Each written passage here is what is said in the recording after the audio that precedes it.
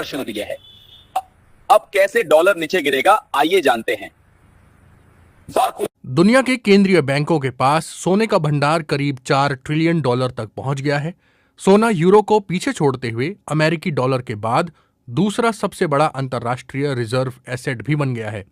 यह बदलाव साल 2022 में अमेरिका के रूस की संपत्तियां फ्रीज करने के बाद केंद्रीय बैंकों की ओर से सोने की खरीद तेज करने के बाद सामने आया।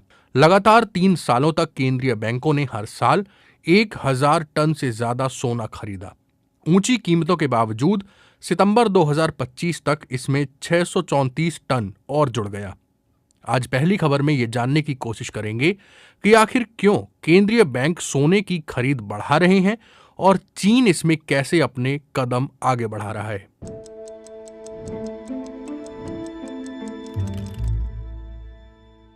सितंबर 2025 तक चीन के कुल अंतर्राष्ट्रीय रिजर्व में सोने की हिस्सेदारी 7.6% रही।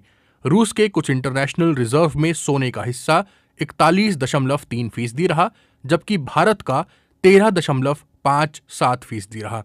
नीतिगत अनिश्चितता, अमेरिका के बढ़ते कर्ज और जियोपॉलिटिकल टेंशन्स के बीच एनालिस्ट्स का मानना है कि केंद्रीय बैंक धीरे धीरे डॉलर पर निर्भरता कम कर रहे हैं और सोने की हिस्सेदारी बढ़ा रहे हैं। चीनी एनालिस्ट्स का कहना है कि सोने का भंडार बढ़ाने से केंद्रीय बैंकों को डॉलर पर निर्भरता घटाने और डॉलर आधारित एसेट्स से जुड़े जोखिम को संभालने में मदद मिलती है। साल 2024 में ब्रिक्स की अध्यक्षता के दौरान रूस ने BRICS cross border payment initiative यानी BCBPI का प्रस्ताव रखा था।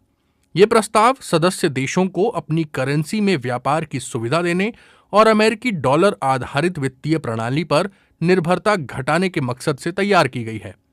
विश्लेषकों का मानना है कि ये रुझान चीनी करेंसी रेनमिनबी के व्यापक अंतर्राष्ट्रीय इस्तेमाल के लिए भी नए अवसर पैदा करता है। ये विश्लेषण वर्ल्ड गोल्ड काउंसिल, IMF और पीपल्स बैंक ऑफ चाइना के आंकड़ों पर आधारित है और इसमें ब्रिक्स देशों, खासतौर पर चीन के सोना इकट्ठा करने के पैटर्न को समझने की कोशिश की गई है।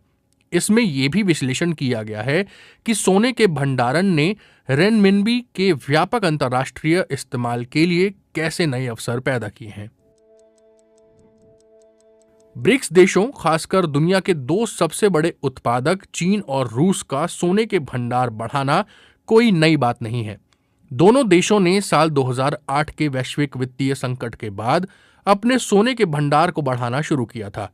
उस संकट ने अमेरिकी बैंकिंग प्रणाली की कमजोरियों को सामने ला दिया था और उभरती अर्थव्यवस्थाओं को डॉलर आधारित एसेट्स में